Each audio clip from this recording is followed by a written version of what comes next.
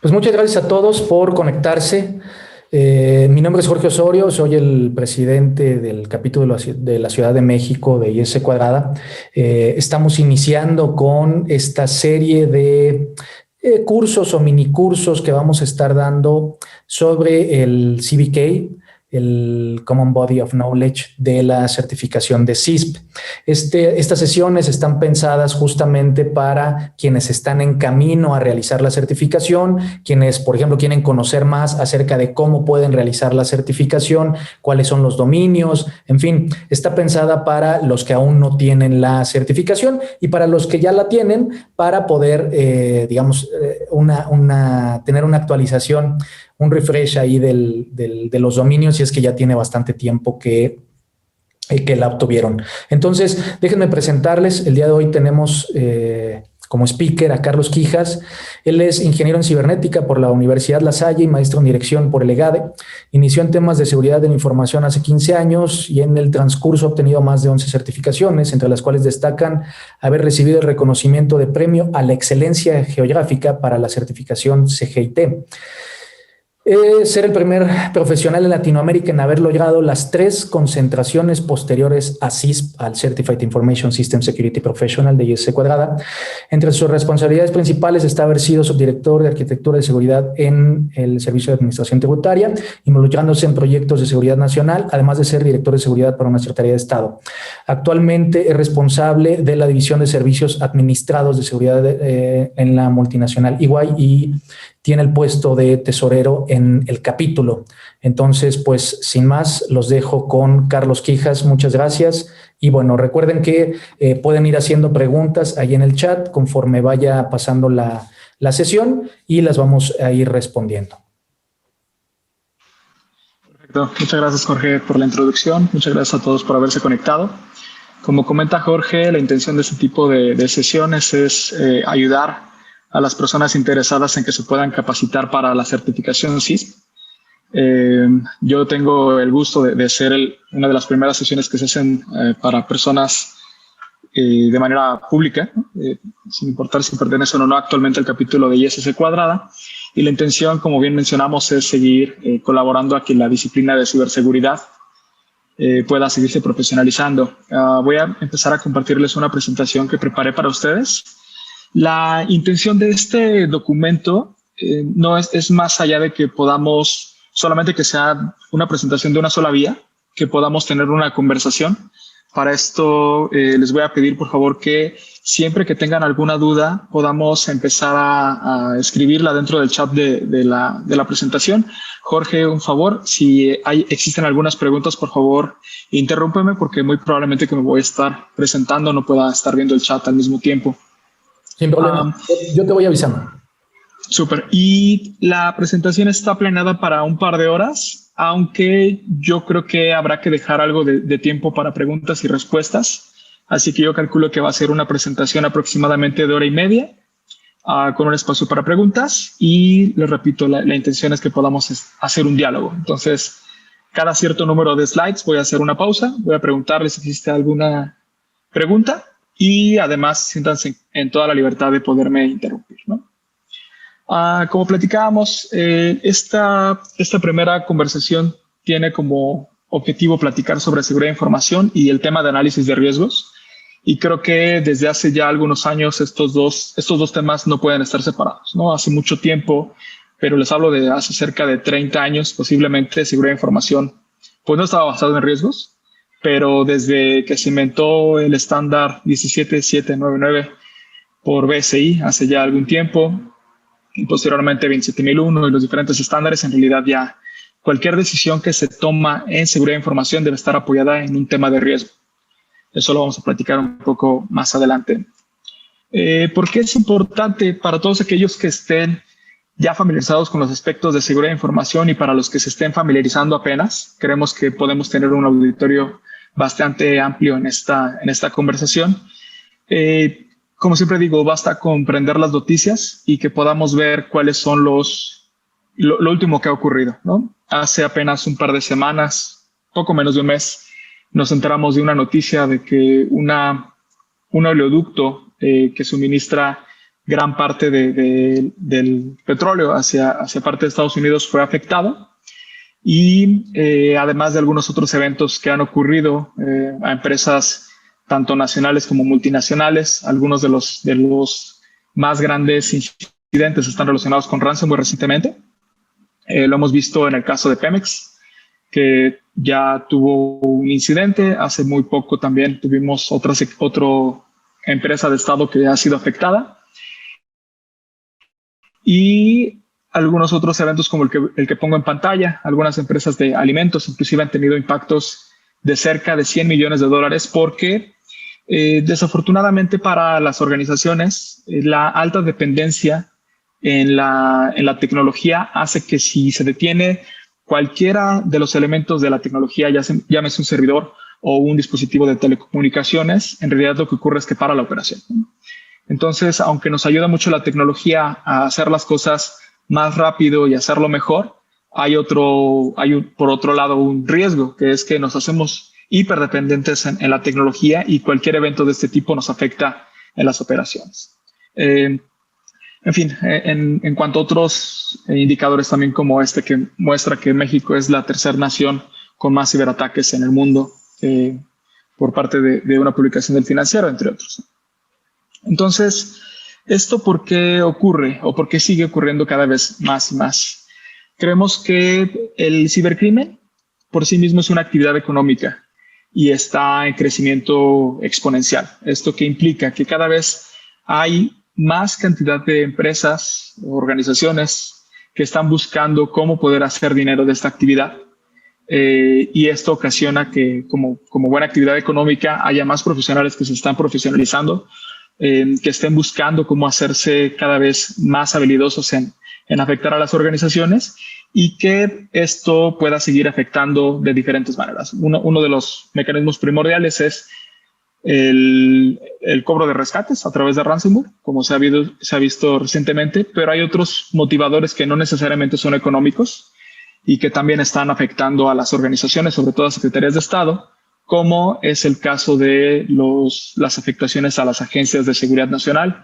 Hemos visto algunos casos recientemente con una plática que tuvimos de Sunburst o esta afectación que hubo sobre empresas como FireEye y Microsoft, entre muchas otras. No, pero esas fueron algunas de las más conocidas.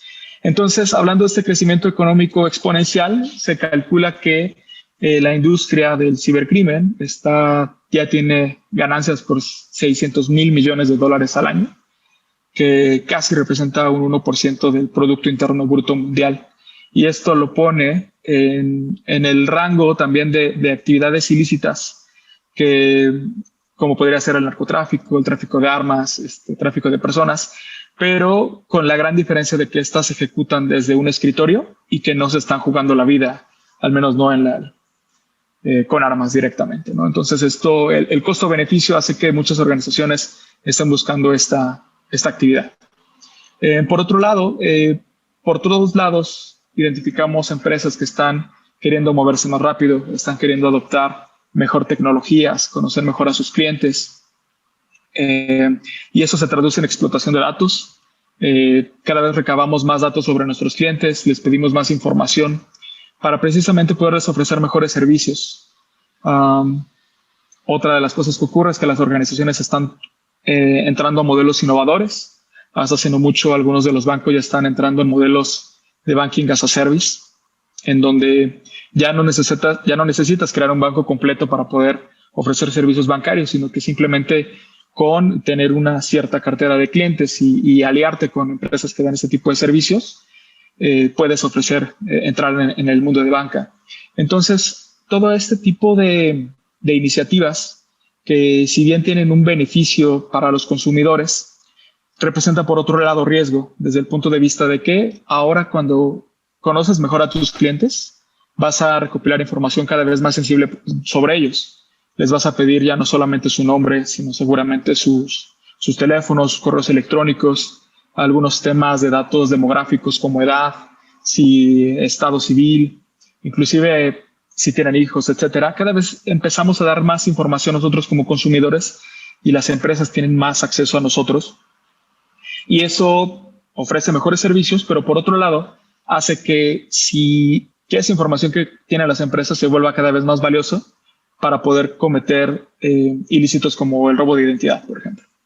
Entonces, hay un beneficio, pero hay un riesgo. El punto es que estemos conscientes de ese balance. En cuanto al tema de los modelos de banca que platicábamos, modelos de algunas aplicaciones innovadoras, también entre más funcionalidad implica que podamos tener también una superficie mayor de riesgo que debamos estar cuidando. Más funcionalidad implica más código implica más posibilidad de que los usuarios los desarrolladores cometan errores dentro de ese código y por lo tanto vulnerabilidades. Entonces siempre existe ese balance entre los beneficios que obtenemos al dar más funcionalidad y los riesgos que estamos asumiendo al realizarlo. Otra cosa que ocurre para muchos de los que están aquí que ya tienen experiencia en temas de seguridad de información y para los que se están familiarizando apenas, seguridad de información está teniendo un reto, y es que todo mundo hablamos de seguridad de información, todo mundo hasta cierto punto creemos que tenemos cierto nivel de experiencia o de expertise, pero no seguimos un método científico como el que seguimos con disciplinas más estructuradas o más viejas, como lo es el tema de la medicina, por ejemplo, o temas en donde los factores pueden ser más visibles, como los temas económicos. Sin embargo, en una economía que depende actualmente de la explotación de información, debemos de tender cada vez más hacia ser más metodológicos, estar basados en estándares y profesionalizarnos. Entonces, eso nos va a ayudar a que podamos tener prácticas más consistentes. Siguiente rubro que también ayuda a que esto siga ocurriendo es que los modelos de tercerización, ¿no? El hecho de que las empresas estén buscando enfocarse en lo que son muy buenas, ¿no? Y que tercericen todo aquello en lo cual no pueda formar parte de su core, implica que puedan estarse creando nuevas relaciones de confianza con empresas que pueden o no tener el mismo nivel de experiencia que el cliente en cuanto a proteger información, que puedan o no tener el mismo nivel de importancia respecto al valor que tienen esos datos para la empresa cliente. Y con eso me refiero. Si hablábamos de que para una empresa de comercio electrónico, un banco, un hospital, etcétera, el registro de un cliente, llámese cuentaviente, un paciente, etcétera, puede catalogarse como algo que es esencial para su funcionalidad, para su existencia como tal. Cuando esa información pase hacia un tercero, que puede ser un centro de datos, en realidad el que lo maneja ya no tiene el mismo nivel de sensibilidad en cuanto a la importancia que tiene ese registro para la empresa primaria. Entonces pudiera existir una mayor tendencia a protegerlo menos, ¿no? Eso ocurre en diferentes aspectos. Hemos visto algunas organizaciones como Target, que fue víctima de un hackeo que terminó inclusive en el Senado de los Estados Unidos y que les afectó, pues, sobre todo en reputación a la compañía. Y el origen de ese tipo de eventos fue precisamente un tercero. Ejemplos como ese hay muchos. Algunas organizaciones lo han vivido constantemente. Y finalmente, para aquellos que estamos en esta disciplina y para los que se sigan interesando en participar en ella, se detecta que hay una escasez de talento en ciberseguridad. IBM hasta hace algunos años calculaba que para 2021 o 2022 habría una escasez de cerca de 1.5 millones más o menos de profesionales en seguridad de información. Y lo podemos ver nosotros que nos dedicamos a esto. Cada vez que una persona sale de nuestra organización, nos cuesta mucho más trabajo encontrar a personal talentoso para poder suplir este tipo de capacidades. Entonces, todo este tipo de factores que pongo en pantalla son aquellos que contribuyen a las noticias que vimos en el slide anterior. No sé si tengan alguna duda o comentario en este momento. Jorge, ¿hay alguna pregunta? Solamente tenemos una pregunta que sí, fue directamente al chat. ¿Cuál es el porcentaje de las ganancias o utilidades debe de invertir la compañía para protegerse? Ok. Mira, yo creo que vamos a poder... No hay un porcentaje que se pueda determinar como una regla general para todas las compañías.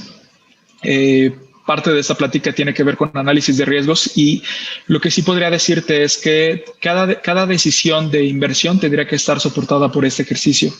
Habrán organizaciones que, de acuerdo al tipo de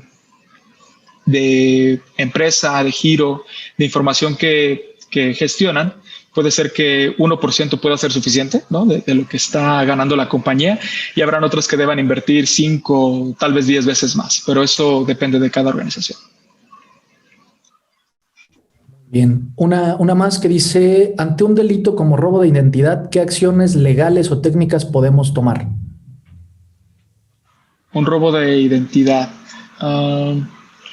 Pues mira, creo que tiene que ver con cuál es el objetivo que se busca a través del robo de identidad.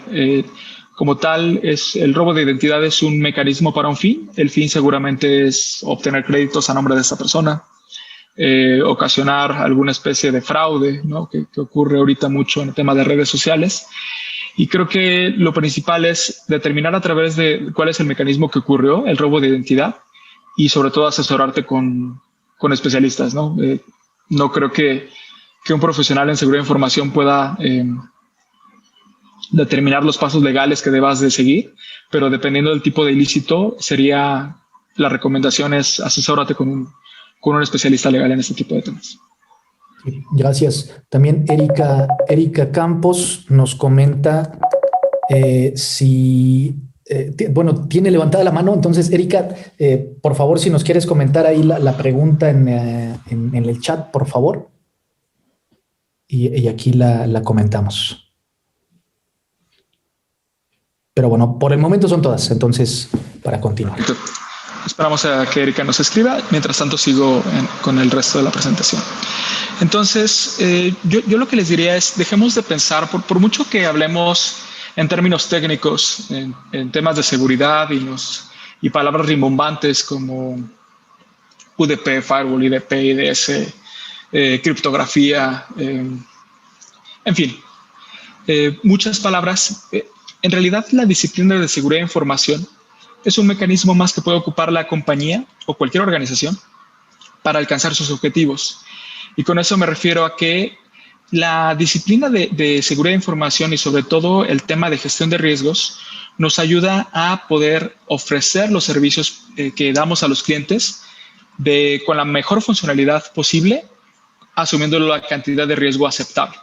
Y empezamos a hablar un poco más del tema de riesgos en este momento. Y debemos de reconocer sobre todo que ninguna organización, o casi ninguna, propiamente nació con el propósito de hacer seguridad, ¿no? Y con eso me refiero a que un banco no nació para hacer seguridad de información. Un banco nació para otorgar créditos, para dar servicios a los cuentavientes, para ofrecer créditos, ¿no?, entre muchas otras cosas. Una panadería por sí misma no nació para dar seguridad de información. Bimbo no nació para hacer seguridad de información, sino para dar productos y servicios a sus clientes. Las aseguradoras lo mismo, las empresas de telecomunicaciones lo mismo, las empresas de entretenimiento lo mismo.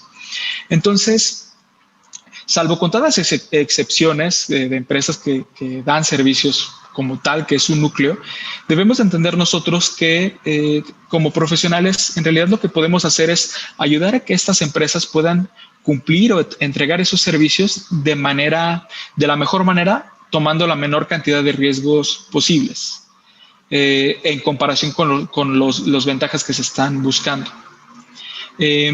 Podemos ver que hay algunas disciplinas que tienen prácticas muy robustas de gestión de riesgos, y con esto me refiero, hablamos de aseguradoras, ¿no?, que utilizan modelos matemáticos bastante avanzados para poder determinar cuál es el nivel de riesgo aceptable al otorgar ciertas fianzas. Los temas bancarios, desafortunadamente por varios descalabros, bancos que quebraron, tienen también prácticas muy robustas de gestión de riesgos desde el punto de vista económico, desde el punto de vista financiero, y la disciplina de seguridad de información debería de estar tendiendo hacia algo similar. Es decir, viendo empresas que están naciendo y que están convirtiéndose en éxitos en cuanto a explotación de datos, ¿no? Casi cualquier empresa que esté ahorita en el top 10 de las que más conocemos está explotando información de una manera o de otra. Hablamos de las redes sociales en sus diferentes marcas y sabores. hablamos de empresas de entretenimiento, casi todas están utilizando modelos de analítica de datos de sus usuarios, y debemos entender que en la medida en que seguridad de información pueda ayudar a que estas empresas den mejor esos servicios, podemos ayudar a que la compañía tenga éxito, ¿no? Y con eso me refiero a que buscamos constantemente cómo diferenciarnos, utilizar mejor tecnología y conocer mejor a los clientes mediante la explotación de datos, como mencionábamos hace algunos minutos. Pero siempre nuestra responsabilidad como profesionales de seguridad de información es asegurar que los riesgos que está tomando la organización hagan sentido en comparación con los beneficios que estamos recibiendo.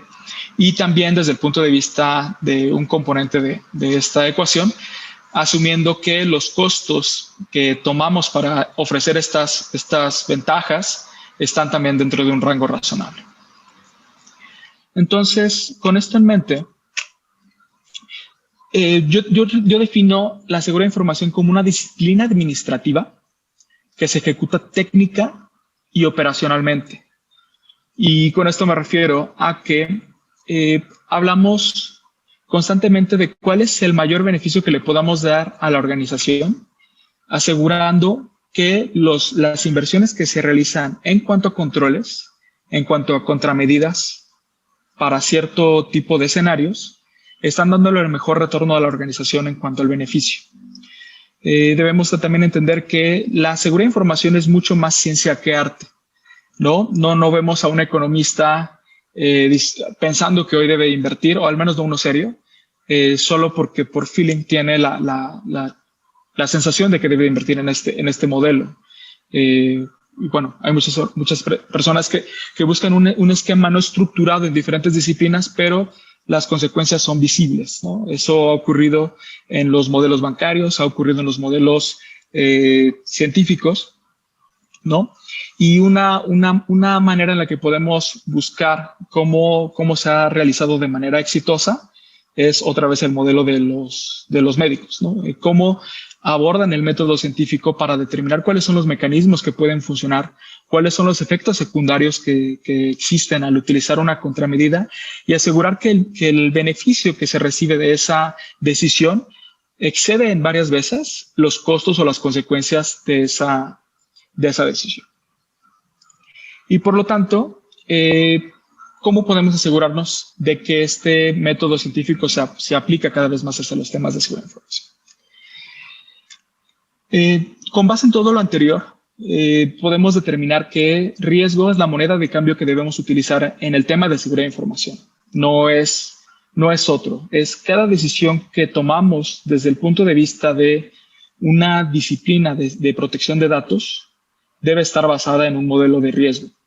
Y debemos de asumir la palabra riesgo no solamente como la posibilidad de que algo ocurra o algo negativo ocurra, sino también como algo, el costo de oportunidad que yo tengo si mi organización no está preparada para asumir ciertos riesgos. Y con eso me refiero a, podemos pensar que el día de hoy cualquier banco ha encontrado que es mucho más fácil estar operando en plataformas móviles en un modelo 7x24 que en operaciones físicas, ¿no? Pero eso conlleva ciertos riesgos. Ahora no podemos pensar, o no habrán muchos bancos que decidan no tener una estrategia digital para poder llegar hacia sus clientes. Pero ¿qué pasaría si tomamos esa estrategia digital y creamos de pronto aplicaciones móviles sin tener prácticas robustas de seguridad? Lo que va a ocasionar es que si tú pensabas obtener un 30% más de clientes a cambio de seguir estrategias digitales, muy posiblemente te encuentres con que tu nivel de fraudes creció 500%.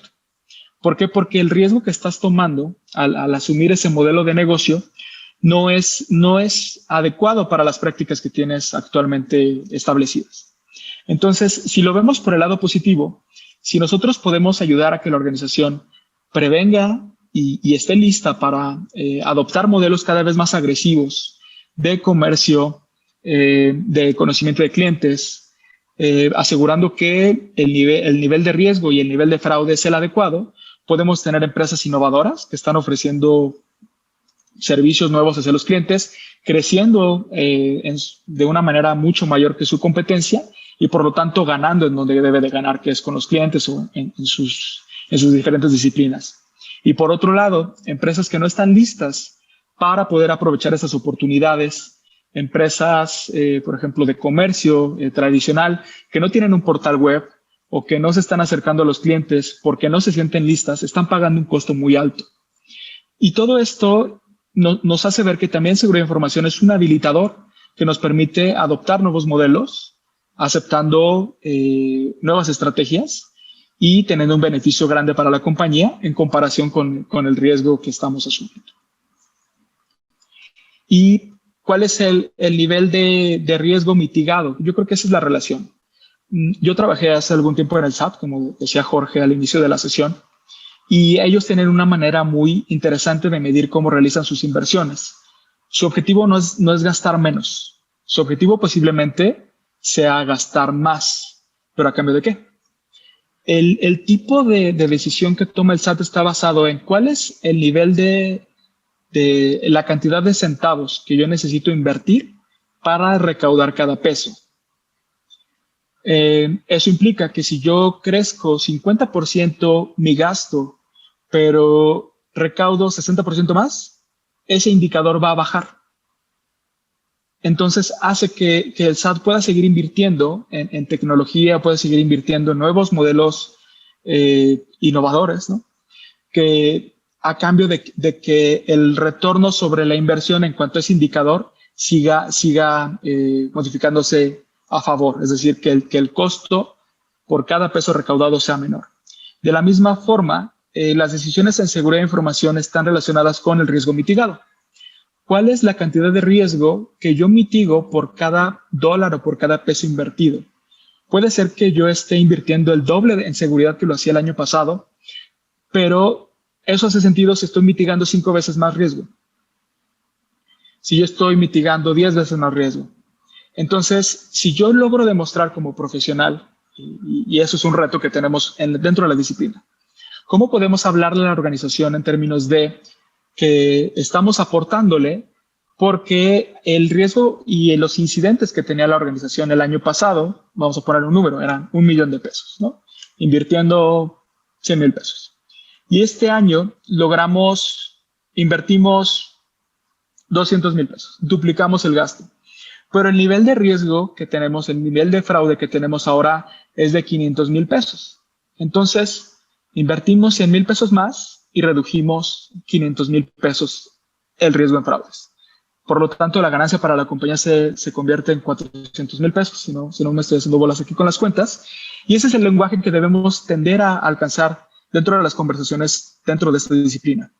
Debemos de pasar de la conversación de los bits y bytes, vulnerabilidades, amenazas y todo eso que nos encanta a los profesionales para empezar a hablar a la organización en cuanto a cuál es el nivel de riesgo que tenías antes de que yo empezara a tomar estas decisiones en conjunto contigo y cuál es el nuevo nivel o la postura que tenemos para la organización ahora que he seguido este plan y que he realizado ciertas inversiones. No sé si en este punto podamos hacer una pequeña pausa y pasar a algunas preguntas y comentarios. No sé, Jorge, si terminaron de escribir esa pregunta que estaba pendiente. Ya no comentaron nada más. Por favor, si alguien tiene alguna pregunta o comentario. Ok. Vamos a dar unos segunditos y si no, continuamos. Gracias, Jorge.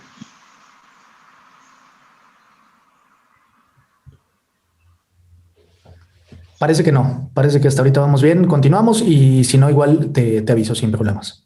Gracias, Jorge. Entonces, debemos entender que hablaba yo hace un momento y voy a utilizar un tema muy visual, el tema de los autos, que a muchas personas les gusta, pero que sobre todo creo que lo hace bastante entendible. Y con eso me refiero a que todos los días podemos ver automóviles, ¿no? Y hay de diferentes tipos y para diferentes propósitos y tienen diferentes características. Entonces, para la siguiente parte de la plática voy a utilizar algunos ejemplos de este tipo, pero podemos utilizar cualquier otro. Inclusive la situación que tenemos de pandemia es un buen ejemplo para muchos de los temas que vamos a estar tratando de controles, riesgos, etc. Entonces, podemos ver que hay organizaciones, ¿no? que tienen diferentes tipos y sobre todo diferentes objetivos. Si vemos a una organización como este vehículo que tenemos ahorita en pantalla, podemos entender que tiene un propósito de servir hacia ciertos clientes que no le importa muchísimo la velocidad, que seguramente le importa que tenga espacio, que tenga ciertas características, ¿no? Y lo mismo ocurre con las organizaciones.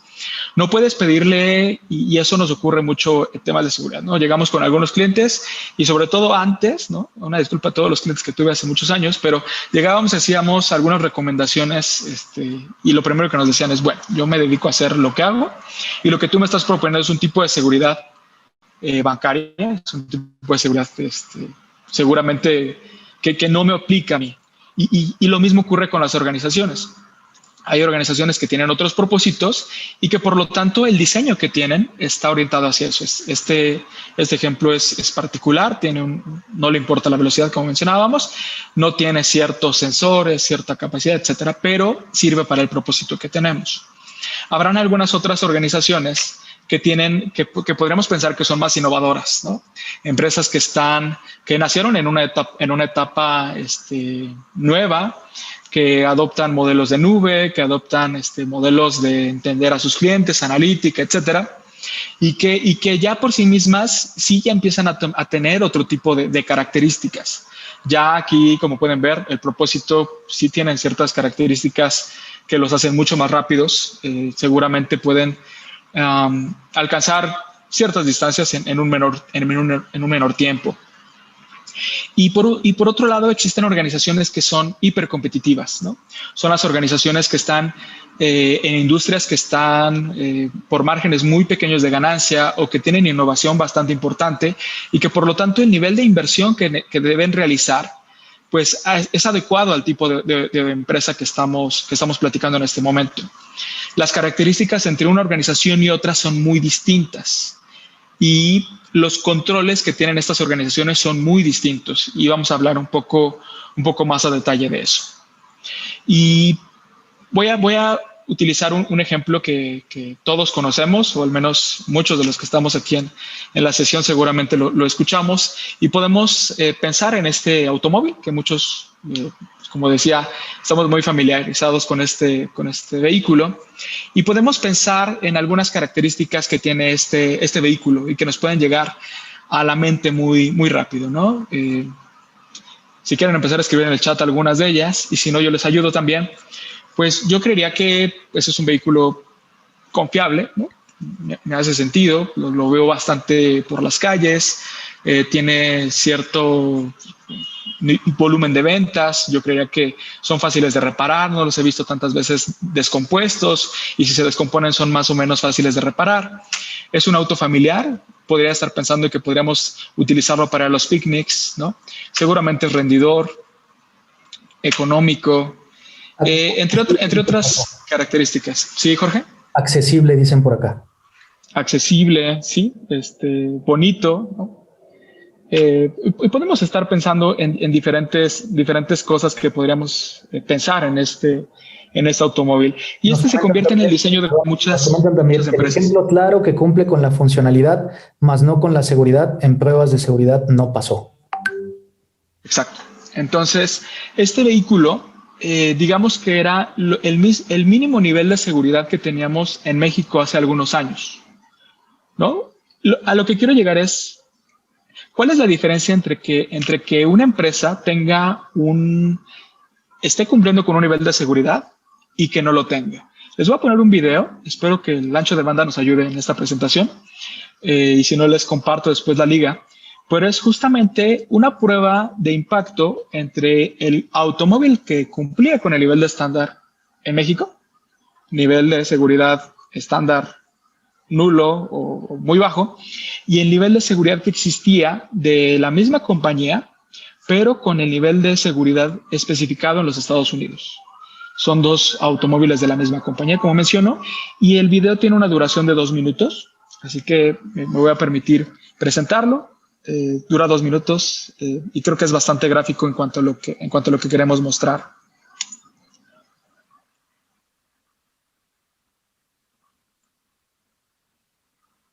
Son los dos automóviles, uno que cumple con ciertos estándares de seguridad y otro que no. Y esto mismo ocurre cuando tú decides dentro de una organización el adoptar o no prácticas de seguridad. Es decir, no necesariamente vas a chocar, eso sí es un hecho. Pero si estás en la Ciudad de México o dentro de cualquier ciudad, eh, hay lluvia, hay personas que se pasan los altos, hay ciertas cosas que están fuera de tu control y por más que tú tengas ciertas medidas, vas a querer tener algo que te proteja en el caso que algo ocurra. Pueden ver en el video qué es lo que ocurre. Afortunadamente, pues este es un dummy, no le pasó más, ¿no? Pero definitivamente una persona que choque en un automóvil de este tipo no va a vivir para contarlo, como lo podemos ver aquí. Y por otro lado, una organización que tiene controles de seguridad, un diseño basado en qué pasa si chocamos, ¿no? Tiene controles preventivos, tiene controles detectivos, tiene controles reactivos. Y como preventivos me refiero hasta el mismo diseño del automóvil, ¿no? Creo que fue bastante gráfico esto. Desde el diseño del automóvil hasta cómo estamos pensando, si algo ocurre, un control detectivo, chocó el automóvil, se activan las bolsas de aire y lo que buscamos ahora es cómo podernos proteger, ¿no? Y podemos creer que seguridad de información tiene un costo, y sí lo tiene, en cuanto a que las bolsas de aire cuestan, la estructura del automóvil cuesta, cumplir con estándares cuesta, pero mucho más cuesta no tenerlos. Es decir, si un incidente ocurre, un evento de seguridad, tomamos una decisión de negocio que nos tiene de pronto viajando a 200 kilómetros por hora en un diseño que no está preparado para viajar a esa velocidad. No necesariamente vas a chocar, pero si chocas, va a ser catastrófico. Lo mismo ocurre con muchas organizaciones cuando están teniendo modelos no maduros de seguridad de información y están tomando decisiones como si los tuvieran, ¿no? Aquí hablamos de falsa percepción de seguridad y bueno, los resultados ahí están. La consecuencia de este tipo de análisis que se hicieron es que pues ya no se vende este vehículo, afortunadamente en la ciudad, en todo el país, ya no se vende. ¿Por qué? Porque sí había cierta ganancia para la compañía. Piensen en esto. Era rentable vender este tipo de vehículos, pero la consecuencia de venderlos es catastrófica para los clientes. Y tú lo apuestas a largo plazo. Tú quieres que tu cliente te pueda volver a comprar otro vehículo, ¿no? En este caso, nos comentan por acá. Con esto nos damos cuenta, con Nissan no cumple con el concepto Do Care. No cumplía, ahorita ya, sí lo cumple, ¿no? Pero ¿qué es lo importante? En Nissan determina, y esto lo hacemos también las organizaciones, hacemos un análisis de riesgo, una prueba de penetración, por eso son los dummies, ¿no? Nadie salió herido en realidad. Hacemos una prueba y determinamos, ok, este es mi nivel de riesgo, y determino que necesito un modelo, meter ciertos controles, que seguramente van a costar, ¿no? Va a haber una inversión, decíamos, en talento, herramientas, tecnología, etcétera. Pero el nivel de ventajas que yo tengo al hacer estas inversiones sobrepasa muchísimas veces más el costo de no tenerlo. Quiero que se lleven en mente algo. Muchas veces en seguridad no ahorras dinero. ¿Por qué? Porque cuando tú tratas de ahorrar en dinero, tú tienes, ponte en el caso, le pagas a una compañía para que te haga una evaluación de tu aplicativo novedoso, que tiene información crítica, que haces transacciones a través de él, y tienes dos cotizaciones de empresas. Una que te cobra cierta cantidad y te garantiza un nivel de experiencia, y otra que te cobra la mitad, y los dos dicen que hacen lo mismo. Pero tú como profesional tienes la decisión de determinar cuál es el nivel de expertise que tiene uno y otro, y cuando tú decides irte por el más barato, no estás ahorrando dinero, lo estás pagando en riesgo. Tú sí estás tomando la decisión que te ahorras 50 pesos, esos 50 pesos muy posiblemente más adelante en el camino se te conviertan en 500 pesos en riesgo, en fraudes, en incidentes, en pérdida de reputación. Entonces, tomar ciertas decisiones a veces en donde debemos empujar a la compañía a que la apueste a largo plazo en comparación con el beneficio de ahorrarse un poco de dinero en ese momento es un arte y es algo que debemos de empezar que debemos de seguir empujando como profesionales, ¿no? También es nuestra responsabilidad como profesionales en seguridad, eso debemos aceptarlo, el empezar a platicar con la organización en términos que le importen. Empezarle a hablar, decíamos, dejar de hablar de bits, bytes, vulnerabilidades, exploits, etcétera, y decirle, ok, tu riesgo de fraude, si tomamos esta decisión es de tanto, y si tomamos esta otra es de tanto.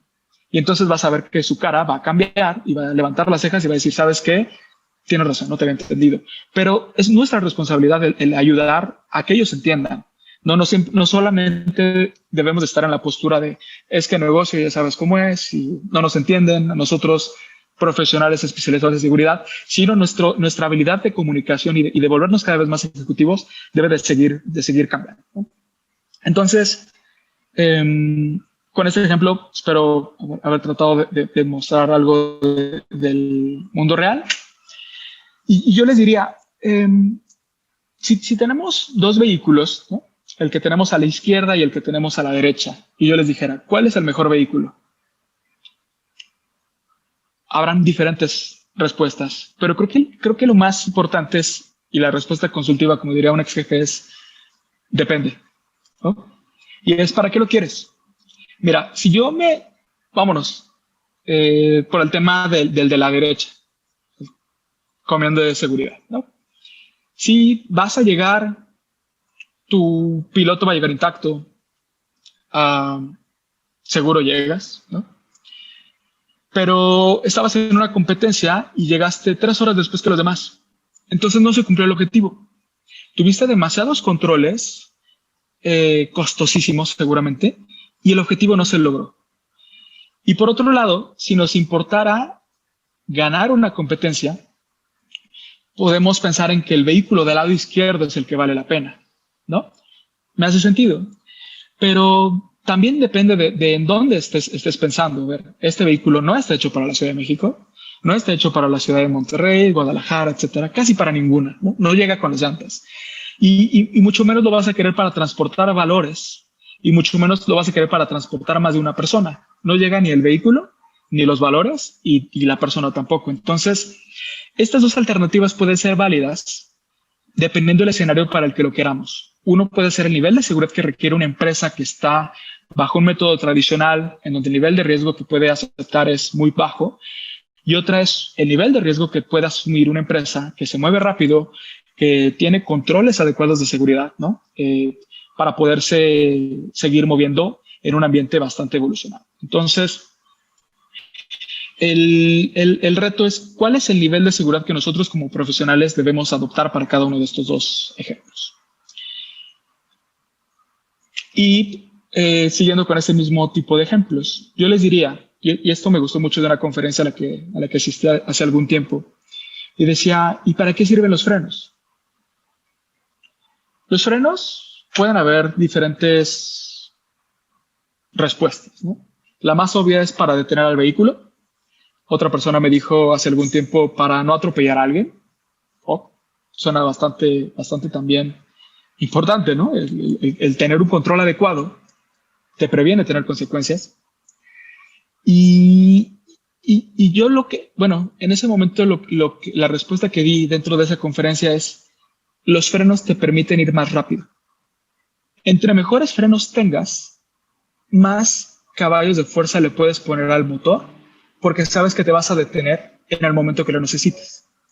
Lo mismo ocurre con los controles que ponemos dentro de las organizaciones. Si yo tengo la cantidad adecuada de controles, como en este caso estos frenos, yo puedo darle cierta certeza, y no solamente son los frenos, vamos a hablar suspensión, diferentes cosas, pero hablando del tema de los frenos, si yo le puedo dar cierta certeza a la organización de que tenemos los controles adecuados para soportar sus iniciativas de negocio, yo puedo decirle, podemos ir a 300 kilómetros por hora.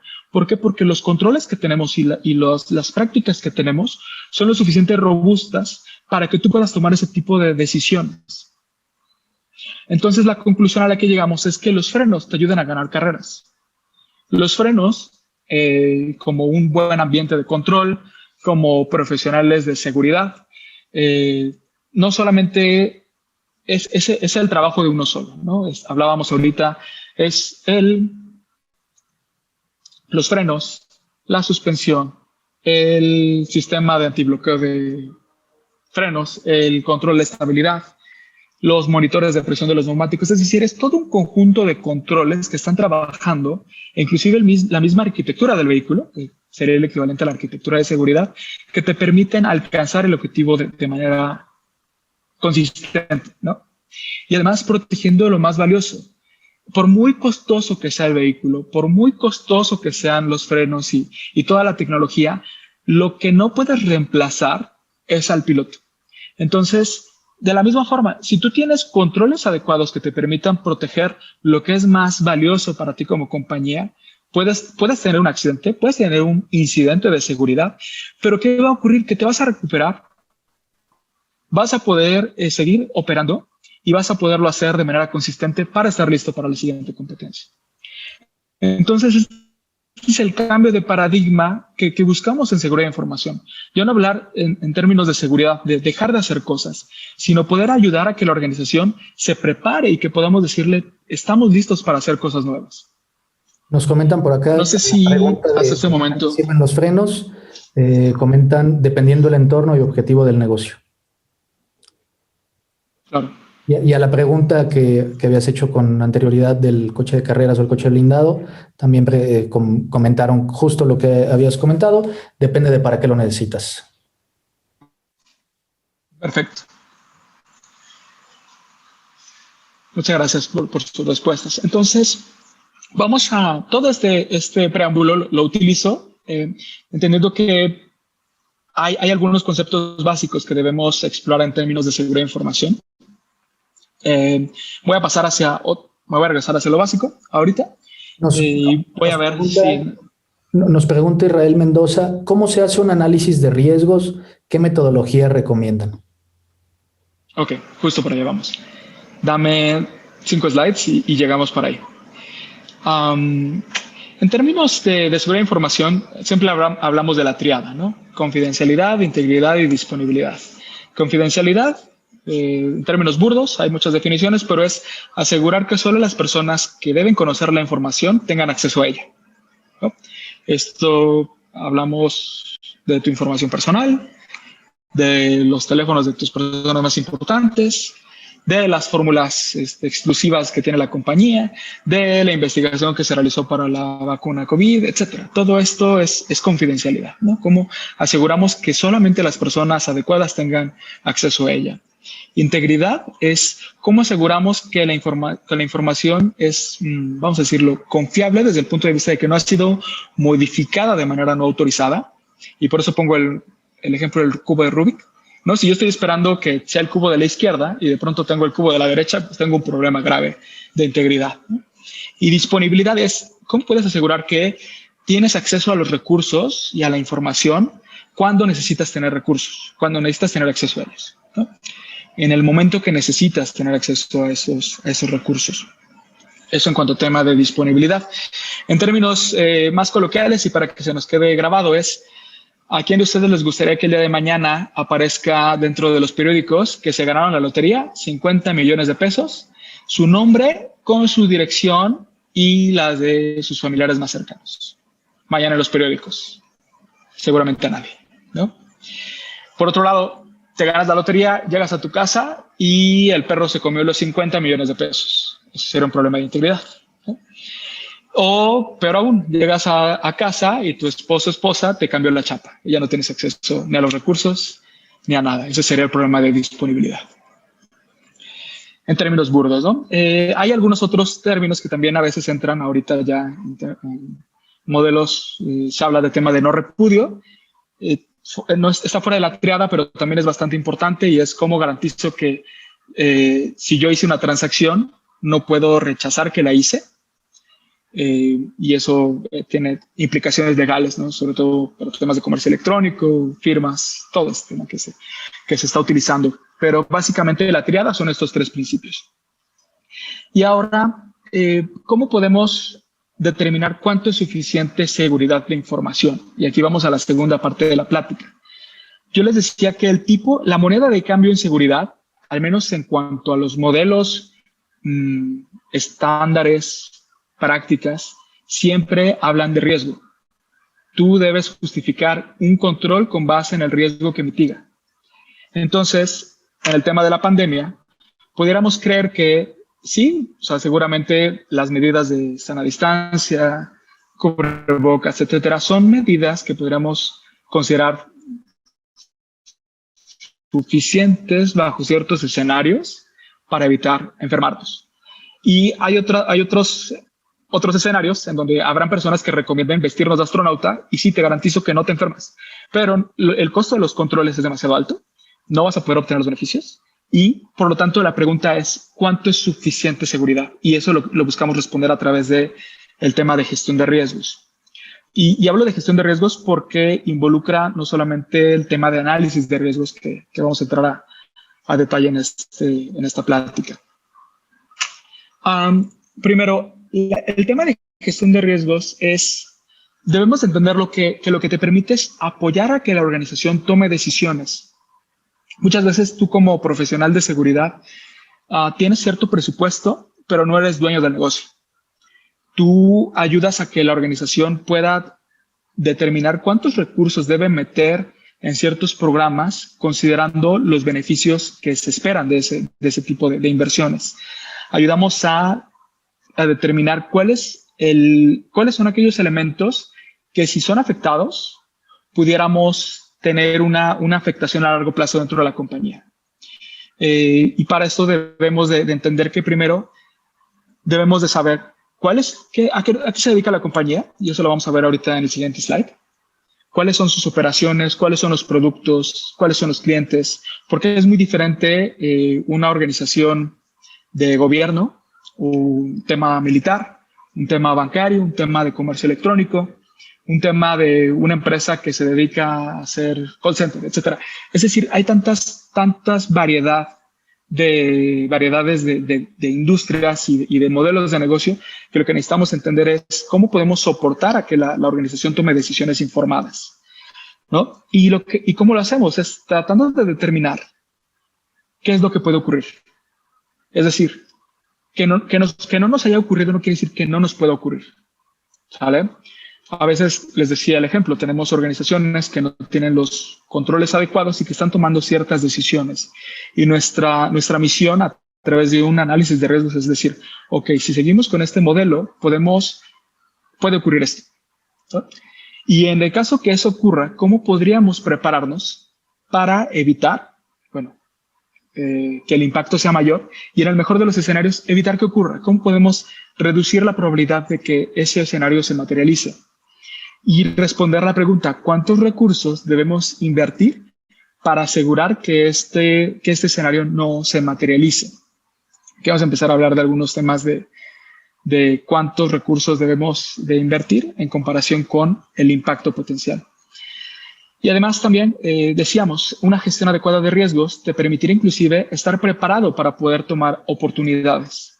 Si yo tengo una arquitectura madura de seguridad, si yo tengo bien identificados mis riesgos, si yo tengo prácticas y estándares de industria, etcétera, yo podría estar asumiendo mejores modelos o más arriesgados. Algunos casos es temas de comercio electrónico, que ya es una realidad. No les estoy dando noticias. Banca en línea ya es una realidad que todos tenemos, pero debemos estar pensando en los modelos que no son obvios, ¿no? Que pudieran estarse creando, que van a crear nuevas empresas y que no son algo que ya exista. Y dentro de esos modelos de negocio que no existen, hay riesgos que debemos anticipar para que esos negocios puedan hacerse realidad. Tenemos por aquí una pregunta de Erika Campos. ¿Hay alguna metodología que te ayude a determinar el riesgo residual adecuado para una compañía? Riesgo residual adecuado. Mira, yo creo que el factor que hay que determinar es el umbral de riesgo aceptable. No recuerdo si es el término correcto, pero es el momento en el que la compañía asume que ese nivel de riesgo ya es adecuado para el tipo de organización que somos. Y esa es una decisión de cada organización, pero debe ser una decisión informada. Es decir, si yo estoy en una industria regulada, en donde tengo margen de error bastante bajo, en donde si yo tengo un incidente de seguridad voy a ser multado además, seguramente mi margen o el umbral de riesgo aceptable es más pequeño. Yo debo mitigar los riesgos hasta un nivel mayor, hasta un nivel menor, ¿no? Que el riesgo se mitigue más para que lo pueda considerar aceptable. En cambio, yo soy una empresa que no está en una industria regulada, que no me importa tanto mi reputación, que puedo tomar ciertos riesgos, etcétera. Entonces, mi umbral de riesgo va a ser más alto. Yo puedo mitigar los riesgos en menor medida y considerar que eso es aceptable. Ahorita voy a pasar en un ratito a mi iPad para poderles hacer algunos dibujos de cuáles son los umbrales de los cuales estamos platicando. Entonces, clave es que la organización tenga determinado cuál es el umbral de riesgo aceptable. Y eso depende de cada empresa. Puede ser por la industria, puede ser por el estilo de gestión y puede ser por un tema de falta de recursos, ¿no? Habrán algunos casos en los que tengo que asumir ciertos riesgos porque si sigo metiendo controles, no tengo suficientes recursos para hacer negocio. ¿Ok? Entonces, el primer paso es determinar el contexto de la organización. Debemos aquí decir qué es lo que es importante para nosotros. Soy una empresa que está actualmente en crecimiento, estoy en una empresa, en una industria regulada, manejo expedientes con información sensible. Imagínense un tema, una empresa de salud mental. Si los expedientes de mis clientes con sus nombres, sus teléfonos, los padecimientos, etcétera, salen a la luz, dejo de existir. Nadie va a querer volver a trabajar conmigo, ¿no? Entonces, para esta organización, a pesar de que su disciplina es tratar temas de salud mental, etcétera, es indispensable el tema de reputación. Si yo estoy, por otro lado, en una industria en donde, sin poner nombres, ¿no? Soy prácticamente un monopolio, tengo N noticias de que tengo malas prácticas, trato mal a mis empleados, etcétera, y mis clientes no se van a ir porque no tienen grandes opciones. Entonces, para mí el tema de reputación puede no ser tan importante. Entonces, esas dos empresas están en situaciones muy diferentes. Y nosotros como profesionales debemos de ayudar a que la organización diga, ok, tú estás pensando ahorita en cómo duplicar las ventas y estás tomando ciertas decisiones encaminadas a eso, pero has pensado en la reputación. ¿Qué pasaría si la información de tus clientes amanece mañana en una noticia? Ok, puedes tener un evento que puede afectarte a largo plazo, puedes inclusive dejar de operar. Y por otro lado, ¿qué es lo que debemos proteger? Estamos hablando ahorita hablábamos hace un momento de farmacéuticas. Ok, en esa carrera que vivimos hasta hace algunos meses, esa información sobre la fórmula, sobre las investigaciones que realizaron, era indispensable para que esas compañías pudieran tener una fórmula aceptable. Y pueden ver en las noticias que fueron varias víctimas de posibles ataques. No se dice que haya sido exitoso, pero considerando el ambiente en el que estoy, la información que manejo y la industria, ¿qué es aquello que debo yo proteger? ¿No? Ese es el tema del contexto de la organización. Y creo que también aquí tenemos un área de oportunidad nosotros como profesionales en decir, yo hablaba hace un momento del tipo de vehículos o de empresas que existen, ¿no? Pero creo que a veces debemos de llegar al siguiente nivel y llegar a hacer una pregunta de, ok, ¿ese es el tipo de empresa que eres? ¿Hacia dónde vas? ¿Qué es lo que tú estás planeando en tus siguientes 5 años como organización?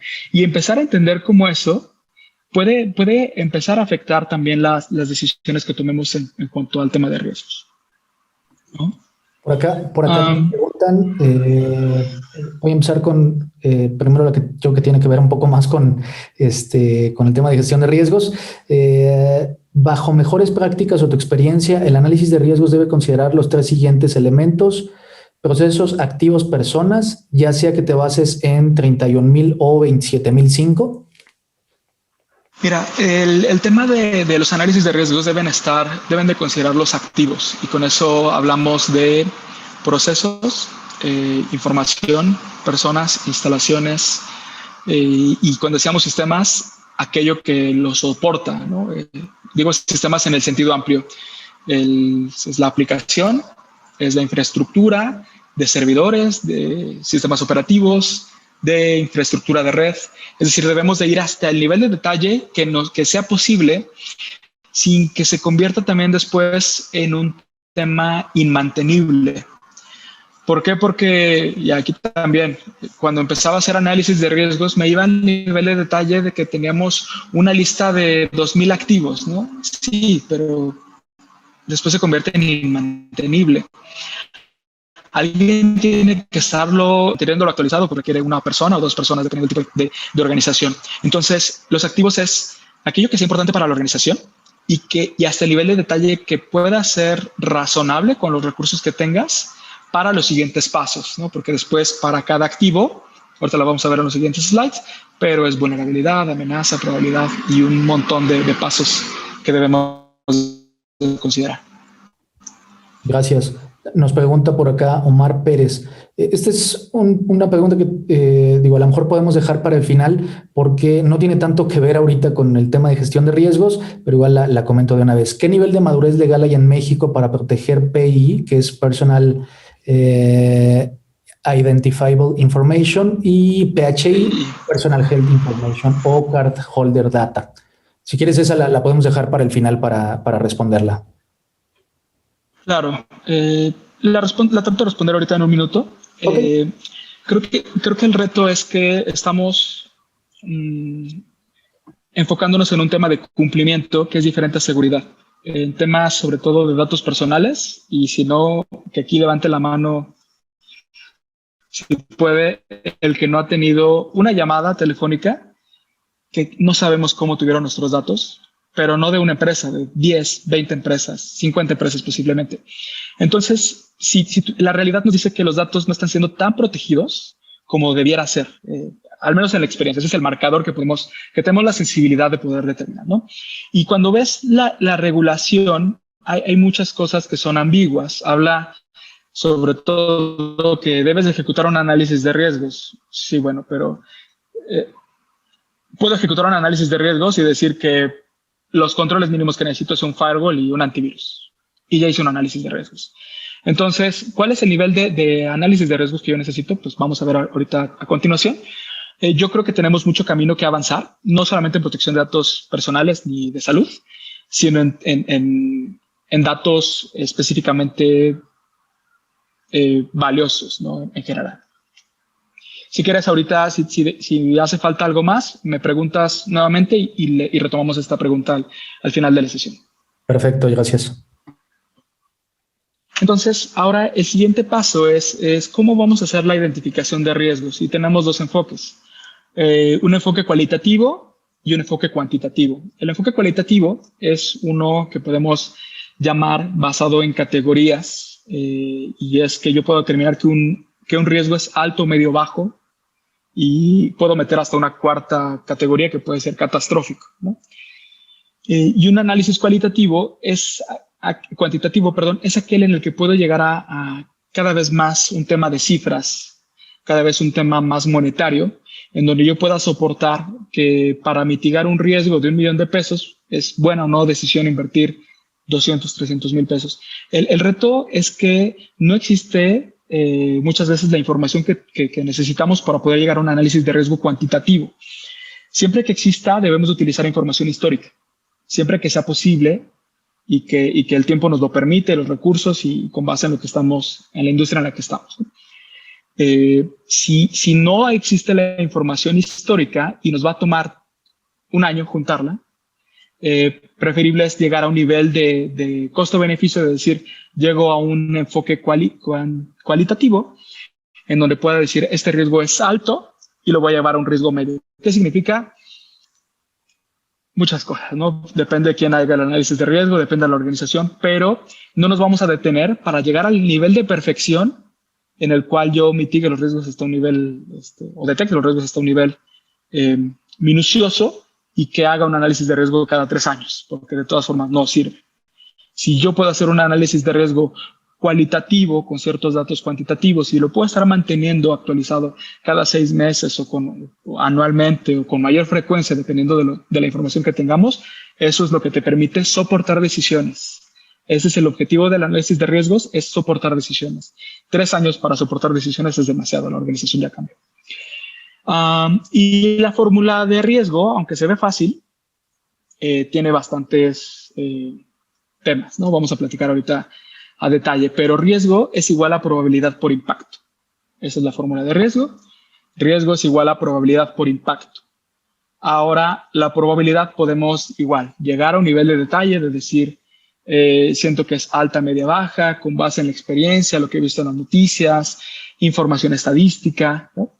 Y yo puedo decir también que, o irnos a un mayor nivel de detalle, decir, la probabilidad está determinada por la capacidad que tenga un agente de amenaza o alguien que quiera afectar ese activo, ¿no? Ese alguien externo, esa amenaza, agente de amenaza, cuál es la capacidad que tiene y la motivación que tiene. Entonces, con esa combinación yo puedo decir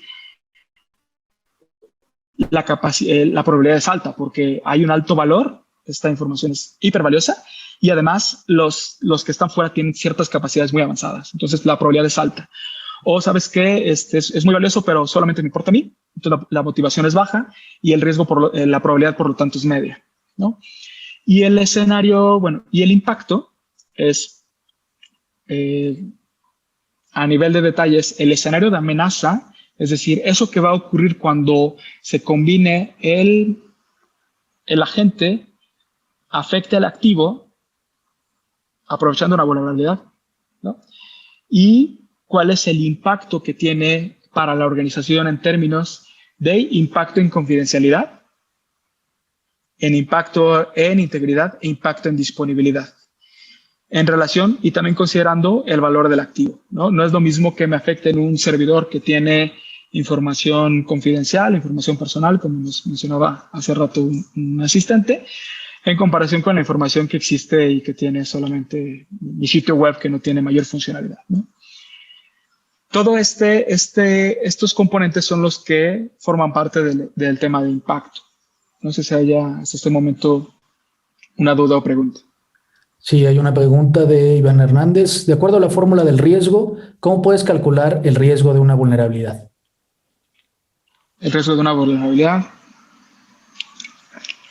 Ok, la vulnerabilidad es parte de este evento. Es decir, la capacidad del agente de amenaza incrementa si yo tengo una vulnerabilidad. Es decir, si yo detecto que mis servidores no tengo prácticas robustas de parchado. Por lo tanto, mi vulnerabilidad de los activos en cuanto a que puedan haber una explotación o un acceso no autorizado a ellos por explotar una vulnerabilidad propiamente es más alta. Entonces, la probabilidad incrementa. Si tú tienes una vulnerabilidad por el propio activo, ¿no? Es una característica propia del activo, como que un servidor necesita luz, ¿no? Es una vulnerabilidad, necesita luz, si no, no puede funcionar. Un sistema operativo necesita ser parchado, es vulnerable si no se le aplican parches. Un centro de datos es vulnerable a terremoto, ¿no? Se puede caer el edificio, es decir, el edificio. Entonces, tiene cierta vulnerabilidad, pero lo importante es determinar qué tanto un agente de amenaza tiene la capacidad de explotarla y si esa vulnerabilidad te aplica o no. No sé si me alcancé a explicar en este caso. Pero en resumen, la vulnerabilidad es un componente más de la fórmula de riesgo en cuanto a la probabilidad y la capacidad de la gente de afectarla. Muy bien. Nos pregunta también por aquí Edgar Dávalos. En algunas ocasiones he visto que para calcular el riesgo utilizan la suma de ambos factores en lugar de la multiplicación de ellos. ¿También es válido utilizar la suma? ¿Cuál sería la mejor opción para presentar los riesgos a la alta dirección? Esa yo creo que son dos preguntas muy diferentes, pero bueno. Sí, mira, en cuanto a la primera, yo antes multiplicaba, pero el problema es que tienes riesgos que se te van. Usemos una escala de 1 a 3, ¿no? Un impacto en confidencialidad, un riesgo de ransomware, ¿no? Ahorita que hay, es una combinación perfecta. Fugan tu información, más además tus datos no están íntegros, es decir, no puedes estar completamente modificados y además no puedes acceder a ellos. Entonces, suponiendo que fuera información muy valiosa, tienes un escenario 3-3-3, ¿no? Si lo multiplicas, tu riesgo es 9, ¿no? Solamente en cuanto al tema del impacto. Pero ¿qué pasa? Que de pronto tienes un riesgo que es en integridad es igual tu sitio web, ¿no? No te importa la confidencialidad, no, perdón, es un escenario 27, perdóname, es 3 por 3 por 3 es 27, ese es un buen ejemplo. Tu sitio web, no tienes información confidencial, pero está encriptado tu servidor y no está disponible. Es tu cara hacia los clientes. Entonces, tu impacto en integridad es 3, ¿no? No puedes ya transaccionar a través de él, y tu impacto en disponibilidad también es 3 porque nadie más puede acceder a él. Ese riesgo, simplemente porque uno de los 3 factores no fue afectado, es 3 veces menor que el otro. Entonces, lo que puede ocurrir es que tengas a la organización creyendo que ese riesgo es por sí mismo mucho menor que el otro. Lo que he tendido a hacer ahora es ocupamos el más alto de los 3. Si uno de los 3 es 3, ¿no? En este ejemplo es el riesgo de ransomware es 3, ¿no? ¿Por qué? Porque uno de los 3 factores fue 3 y el riesgo de tu sitio web es 3 también. Entonces ya los dos están en un mismo nivel de impacto. Eso es una recomendación. Otra podría ser sumarlo. Entonces, en vez de que se vaya hacia 27, lo más que puedes tener es 9 y el otro sería 6 y se empiezan a aproximar más. En fin, no hay una respuesta correcta, pero yo sí sugiero que no se multipliquen porque vas a tener unos muy disparados y otros los vas a terminar desatendiendo. Yo diría más si es un tema de sumarlos o que tomes el más alto de los 3 factores. Muy bien. Y la segunda pregunta, igual de Edgar Dávalos, ¿cuál sería la mejor opción para presentar los riesgos a la alta dirección? Yo creo que mapas. Paso al siguiente slide. Mapas de riesgos. Y aquí es cómo podemos determinar representarlo gráficamente, ¿no? Si tú le presentas una matriz de Excel que tenga 10,000 líneas y le dices estos 50 son los más importantes, no creo que te cobren mucha atención, pero si lo pones en un mapa y les dices estos que están en este cuadrante son los más importantes para la organización, esos te van a prestar atención. Eso es mi recomendación. Muy bien, gracias. Por último, Luis Betancourt nos pregunta, ¿existen valores establecidos para calcular el riesgo basado en las variables que se mencionan o la empresa es la que le da el peso a estas variables? ¿Y cuáles son los límites deseables de estos valores? No, entre probabilidad e impacto, me regreso un poco, te refieres a la fórmula de riesgo, ¿no? Yo lo haría. Exactamente. Yo lo haría un producto simple. 3x3, 4x4. La verdad es que le daría el mismo peso. Ok. En donde puedes tener cierto. Pero ya a lo mejor es complicarte un poco más. Pero si a tu empresa le importa más, no tienes información muy sensible, ¿no?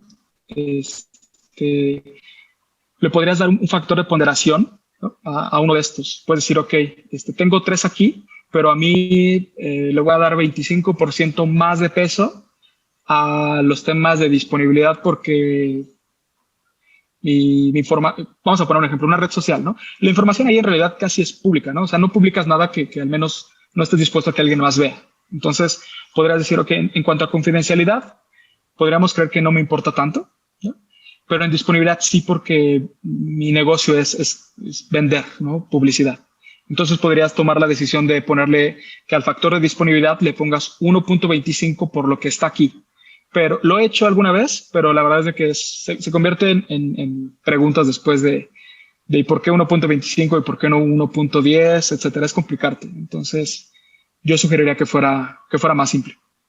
Y que si hay algún ajuste fino, finalmente, aunque la matriz te diga un resultado, lo que necesitas es validar los resultados con los especialistas y decir, oye, mira, lo que nos aparece aquí es que tus riesgos más importantes son estos, y te van a decir, no, ¿sabes qué? Súbele un poco más porque ya nos ocurrió, a lo mejor las personas que entrevistaste no tienen esa sensibilidad. O sea, siempre necesitas algo de retroalimentación de los especialistas. Muy bien, por aquí tenemos un par de preguntas más. ¿Sería aconsejable usar el ROSI, Security Investment, para explicar el costo de los controles o de los riesgos? Está interesante eso. Yo creo que para eso sí necesito mi pizarroncito. Denme un segundo, voy al siguiente slide y después paso al pizarrón para empezar a a poner el retorno sobre seguridad. Yo lo que haría es utilizar annual loss expectancy. ¿Qué se refiere a esto? Es decir, si yo determino, vamos a poner un activo, ¿no? Centro de datos, costo $1,000,000, ¿no? Solamente como ejemplo. En el caso de un incendio, podría afectar hasta un 50% del centro de datos. Por lo tanto, el impacto sobre el activo es de $500,000, ¿no? 50% de afectación por el valor del activo, que es $1,000,000. Single loss expectancy, o la pérdida esperada de ese evento, es de 500,000. Ahora, el ARO significa Annual Rate of Occurrence, que tiene que ver con la probabilidad. Si yo espero que haya un incendio cada año, entonces multiplico estos 500,000 que tengo acá por 1, que es un evento al año, y el Annual Loss Expectancy es de 500,000. ¿Sale? Eso considerando que es mi esquema antes de controles. Ya cuando yo pongo controles y ya les digo, oye, invertí $100,000 y reduje el riesgo de que ocurra cada año, que ocurra cada 10 años, entonces reduje el ALE a 50,000, de 500,000 a 50,000, invirtiendo 100,000, tienes una ganancia de 400,000 o por ahí, ¿no? Algo así, si las cuentas no me fallan. Yo lo que haría sería justificar la inversión con esa disminución de riesgo. Es decir, yo estoy invirtiendo tanto dinero y el riesgo, la expectativa de pérdida anualizada antes de estos controles era 1 y la que tengo ahora es esta. La diferencia es el valor que tú le estás entregando al negocio, es el equivalente al ROCI en términos de la inversión que hiciste en seguridad. Yo sería lo que optaría. Me adelanto al siguiente slide y después ya voy al pizarrón. Sí. En cuanto al tema de... ¿Cómo vamos de tiempo, Jorge? 8:18, ok. En cuanto a temas de tratamiento, deseamos indispensable. ¿Cuánto quiero mitigar los riesgos dentro de la organización? Debe de haber un umbral de riesgo aceptable y no lo define seguridad. Lo define la organización. Nosotros podemos ser facilitadores. Podemos pensar en una línea que definimos en un mapa de calor, que ahorita por eso voy a pasar al pizarro, y decimos todo lo que esté debajo de esta línea es un riesgo aceptable dentro de todos los que voy a pintar. Todos los que estén por arriba de esa línea debo mitigarlos hasta que estén por debajo del umbral de riesgo aceptable, ¿no? ¿Cuáles son algunas de las alternativas que tengo cuando se presenta un riesgo? Puedo evitar tener el riesgo. Por ejemplo, yo soy una empresa que está haciendo panes, ¿no? Y quiero hacer comercio electrónico, pero quiero duplicar mis ventas, pero creo que si acepto métodos de pago ahorita, mi nivel de fraudes y que lleguen y que la persona no esté o la tarjeta con la que me hicieron el pedido haya sido robada o el fraude o el reclamo después de que les entregué el pan, es demasiado grande ese riesgo en comparación con el beneficio que yo estoy esperando en ese momento. Entonces, yo decido que no voy a tomar ese riesgo, entonces evito asumirlo. Mato la posibilidad de que pueda existir ese evento de riesgo. O otro escenario, ¿no? ¿Sabes qué? Tengo un servidor que sí está desactualizado, es Windows 7. Tengo cierto nivel de riesgo. El aplicativo, renovarlo, modificarle las vulnerabilidades que tiene actualmente me cuesta tanto como volverlo a hacer. Y ya no tengo la cabeza para ese aplicativo. Ya estoy pensando en uno que va a salir a producción dentro de 3 meses. Ok, entonces tomo una decisión informada, documento y acepto el riesgo, sabiendo que durante esos 3 meses o ese periodo puedo asumir que existe una situación potencial que puede ocurrir. Pero acepto el riesgo, lo documento, está informado y está dentro de las decisiones que toma la organización, ¿vale? Hay alguien que se está haciendo cargo de ese riesgo. En cuanto al tema de transferencia, es como yo me dedico a hacer el mismo ejemplo. Vendo panes, quiero hacer una página web, pero no quiero tener que hacer un centro de datos completo para poder hacer crecer mi negocio. Entonces, yo transfiero ese riesgo, contrato a una empresa que se dedica a procesamiento, ellos tienen mucha más experiencia que yo en eso, los contrato y transfiero el riesgo del mantenimiento de esos activos a ellos, que tienen más experiencia. Otra posibilidad de transferencia de riesgo es yo tomo ciertas medidas, pero hay un nivel de riesgo que ya no puedo mitigar. Es decir, decíamos hace rato, estás dentro de la Ciudad de México, ojalá que nunca ocurra, pero es muy probable que choques una vez cada 3 años, por ejemplo. ¿Qué ocurre si chocas? Bueno, yo transfiero el riesgo que tengo y contrato un seguro para que en el caso que algo ocurra, yo esté protegido. Ya no puedo tomar más medidas. Ya no puedo hacer más o ya se convierte demasiado imposteable. Entonces, para ese nivel de riesgo, ya lo que hago es transferir ese riesgo a alguien que lo pueda administrar mejor que yo. Y la otra alternativa es mitigar, ¿no? Que es implementar controles. Y para los controles tenemos controles de diferente tipo. Hablábamos, voy a regresar un poquito a la fórmula de riesgo. Los controles, si la fórmula de riesgo es esta, que tenemos aquí en pantalla, los controles que tengo pueden hacer una de dos cosas, o afectan la probabilidad o afectan el impacto. No te pueden afectar más allá de eso. Controles preventivos afectan la probabilidad. Riesgo de choque. Tengo un sistema ABS. Tengo buenos frenos. La probabilidad de que choque es menor. Tomo clases de manejo. La probabilidad de que ocurra es menor. Disminuye el impacto. El mismo ejemplo que vimos hace un momento. Tengo una estructura del vehículo que es fuerte, tengo bolsas de aire, no evito que choque, pero en el caso que ocurra, el impacto para mí es mucho menor. Lo mismo ocurre con las organizaciones. Hay controles que te ayudan a prevenir que el escenario ocurra, pero hay un momento en el que ya no puedes evitarlo. Y ya lo que corresponde es meter algunos otros controles que modifiquen el impacto. ¿Vale? O sea, hasta aquí hay alguna pregunta. Y sí, porque hay una pregunta más de Erika Campos. Dice, ¿existen herramientas que te ayuden a llevar a cabo el análisis de riesgo cuantitativo y cuáles recomiendas? No conozco.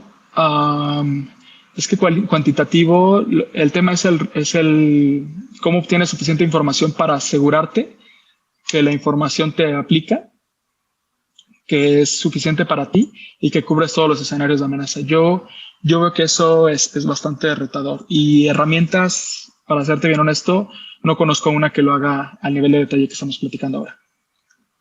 Muy bien, gracias. Ok, voy a empezar a proyectar mi pantalla de este lado. Show contents.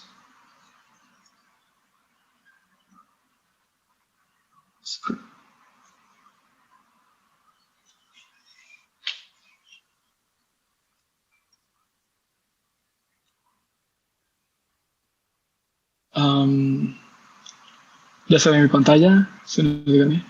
No, seguimos viendo la presentación. Ok.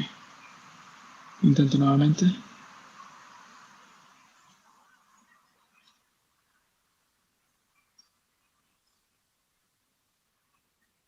Sí, me faltaba darle un aceptar. Ok. Vamos a... Ahora sí la vemos. Voy a utilizar el tema de los...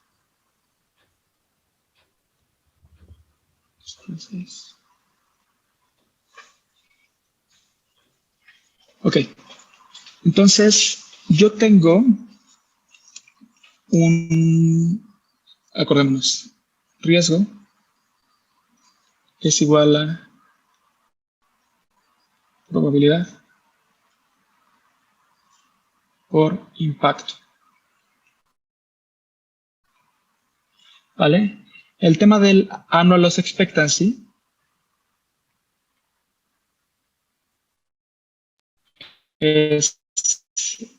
está calculado por el valor del activo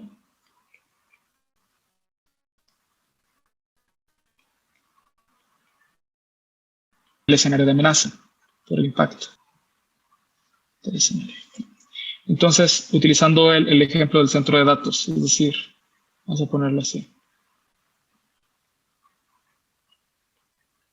por un impacto del 50%, es por 0.5. Mira, no, los expectancy es de 500,000. Annual rate of occurrence, podemos creer que es una vez al año, no estoy siendo catastrófico, pero es 1, que es igual al 100% de probabilidad de que ocurra. Perdón, aquí estoy haciendo algo mal. Este no es el ALE. Este es el single loss expectancy.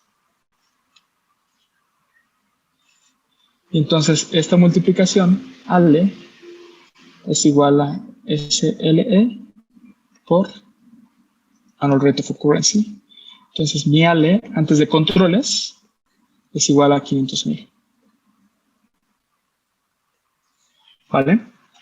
Entonces, lo que nos ayuda a determinar esto es si sabemos que este dato es algo que podríamos considerar, dependiendo del tipo de empresa, ¿no? Habrá algunas, aquí algún colega que tengo en la llamada no me dejará mentir, tenemos algunos clientes que nos dicen, cualquier evento por debajo de esta cantidad absurda de dinero, para mí no es un riesgo ni siquiera medio.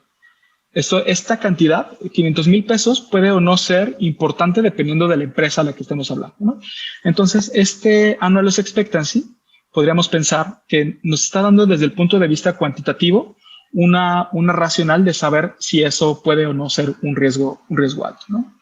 Entonces, cuando yo hago este ejemplo, lo que voy a tener al final es un montón de riesgos dentro de una probabilidad impacto que van a estar dentro de diferentes puntos. Aquí lo vamos a poner aquí marcado como diferentes temas dentro de esta gráfica. Diferentes riesgos mapeados, ¿no? Del riesgo 1 al riesgo 100, por así decirlo, ¿no? Y lo que platicábamos es hasta dónde yo debo de mitigar un riesgo. Debemos de determinar esta línea, que depende de cada organización, que se llama umbral de riesgo aceptable. ¿Sale? Habrán algunas organizaciones, por ejemplo, considerando que fuera una institución militar, ¿no? Posiblemente su umbral de riesgo aceptable está por aquí. Ellos necesitan tomar muy pocos riesgos. Alguna organización más o menos promedio está como en el escenario 2, que estoy poniendo aquí, es el 1, es el 2, y habrán algunos que digan, ¿sabes qué? Por el tipo de negocio que tengo y porque soy más propenso a asumir riesgos, estoy aquí. Esta es una decisión gerencial, ¿vale?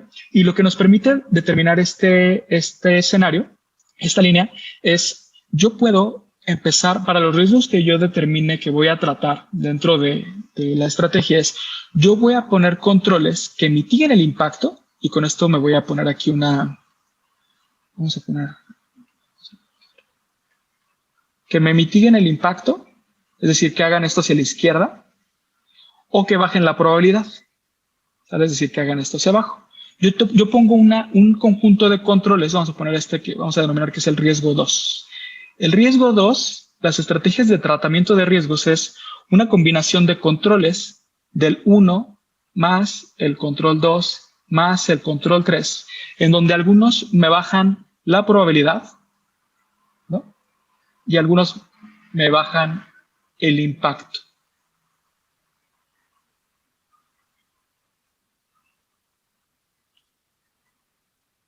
De manera que pueda llevar este riesgo desde este lugar que es inaceptable, no es un riesgo alto de acuerdo al criterio que tenemos, para que llegue hasta este umbral, en donde ya está dentro de este caso 3. ¿No? Por ejemplo, ahora, ¿qué es lo importante? Una organización de tipo 1, en donde su umbral de riesgo aceptable es mucho menor, no se pueden permitir menos riesgos, ¿qué ocurriría? Que ellos podrían tener del control 1 al control 20, hasta un nivel en el que este nivel de riesgo ya se encuentra acá. Por eso depende mucho el tipo de medidas que va a tomar la organización del tipo de postura que tenga. ¿Vale? Habrán algunas, como mencionamos, en donde si estamos dentro de este umbral es aceptable, y habrán otras en donde no es aceptable. ¿Vale? No sé si aquí haya alguna duda o comentario. Sí, nos pregunta Carlos Miranda, ¿es posible medir con exactitud en cuánto mitigan la probabilidad o el impacto los controles? La verdad es que yo creo que lo que hacemos en análisis de riesgos son modelos. No hay tanto exactitud. Es decir, yo te diría, ¿cuál es la probabilidad de que mitigues un ataque, un acceso no autorizado si pongo un firewall? No sé.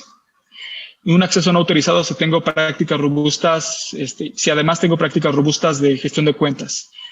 De manera exacta, no sé, pero lo más probable es que si yo tengo una combinación de controles del C1 al C3, por ejemplo, yo creo que ya, o sea, yo como profesional de seguridad, creo que ese riesgo que estaba aquí catalogado como riesgo 2, ya lo tengo ahorita en un nivel de riesgo en este punto, pero en realidad no creo que podamos llegar a un nivel tan adecuado para poder determinar si te bajó de una probabilidad de 10 años a una probabilidad de 5 años, al revés, ¿no? De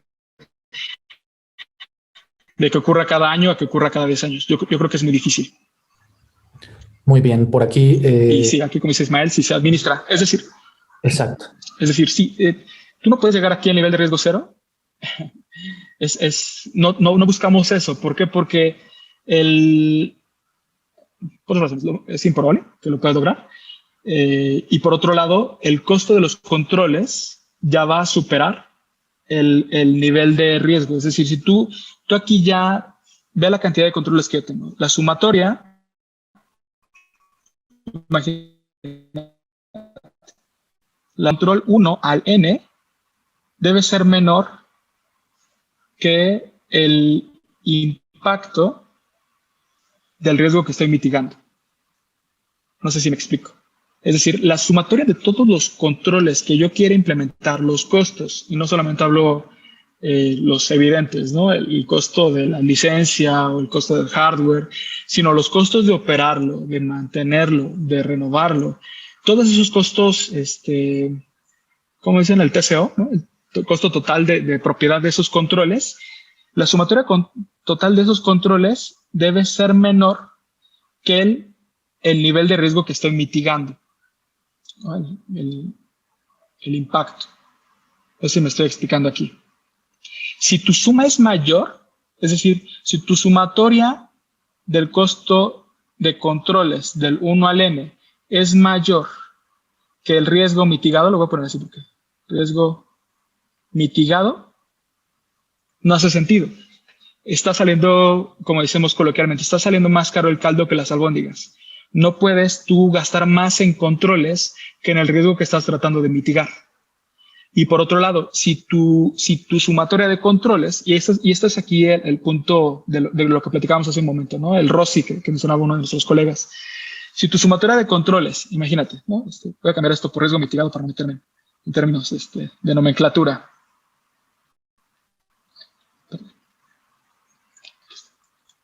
Riesgo mitigado. Perdón por la letra. Si mi sumatoria de controles dice que yo estoy costando a la organización 100,000 y estoy mitigando el riesgo en 400,000, hace completo sentido de negocio. ¿Vale? Entonces, hablábamos hace un momento de cómo puedes justificar que tu programa de seguridad está siendo efectivo. Sería la sumatoria de tus ALEs, ALE1, ¿no? El ALE, riesgo inherente, ¿no? Riesgo inherente, perdón, es riesgo antes de que apliques controles. De tus annual loss expectancy, de tus pérdidas esperadas anuales, de todos tus riesgos, ¿no? De tu riesgo 1 al riesgo n, y después aplicas controles, ¿no? Vamos a poner aquí controles, y te crea una nueva sumatoria de expectativa de pérdida anual de riesgos del 1 al n, ¿no? En donde ya están en un umbral de riesgo aceptable, esperamos. Estos controles tienen un costo, y a lo mejor antes tu pérdida esperada anualizada, vamos a ponerle números solamente didácticos, es de $1,000,000 USD, ¿no?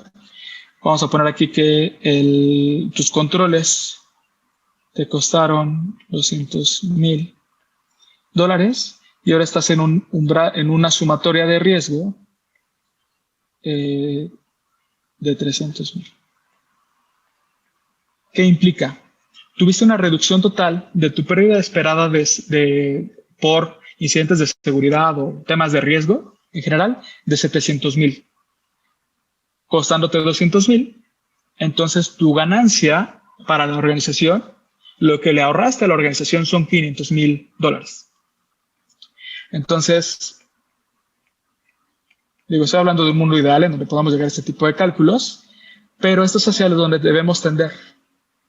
Yo llego y le digo a la organización, oye, mira, con todo lo que gastamos de recursos, de gente, mi sueldo, todo eso, estamos gastando esta cantidad que tenemos aquí de controles y ahora ya no hemos tenido tantos incidentes, los fraudes han bajado, lo que le está ahorrando a la organización es tanto, ¿no? Entonces ya podemos hablar de poder seguir invirtiendo en seguridad, ¿no? Cuando hace sentido.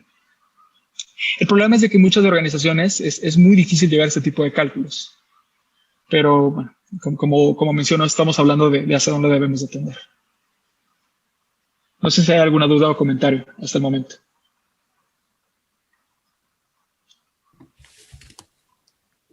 Parece que no hay más dudas ni comentarios. Son 8:37. Yo creo que a las 8:45 detendríamos para si tuvieran algunas otras dudas ya específicas.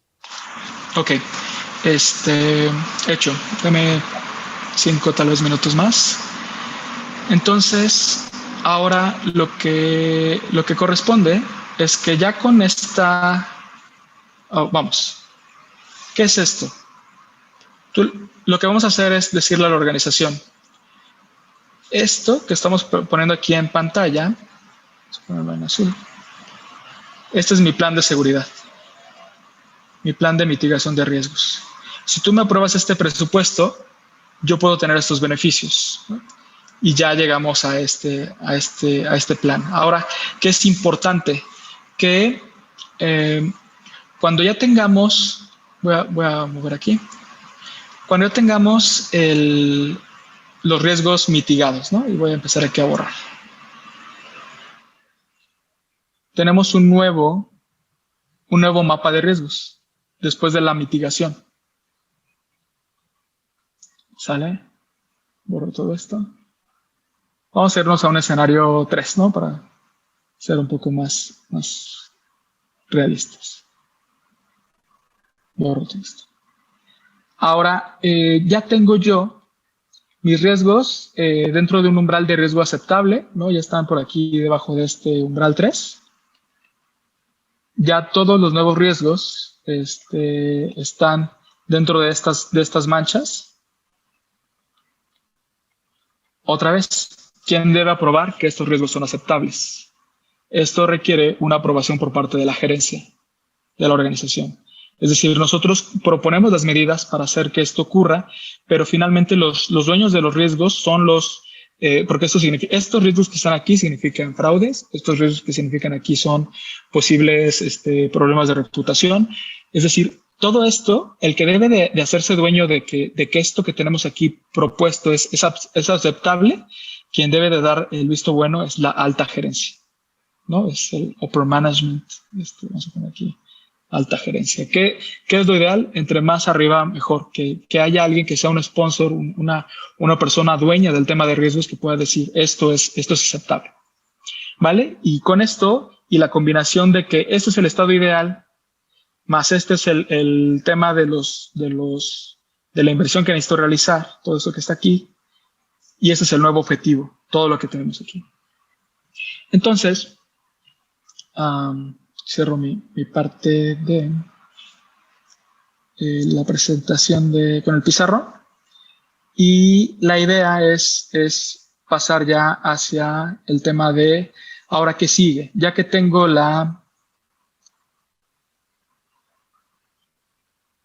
ahí está. A ver si puedo presentar otra vez. Aquí, sí. Sí, ahí está. está cargando. Ahora tengo un nuevo mapa de riesgos y lo que debemos hacer es ahora tener aprobación por parte de la gerencia,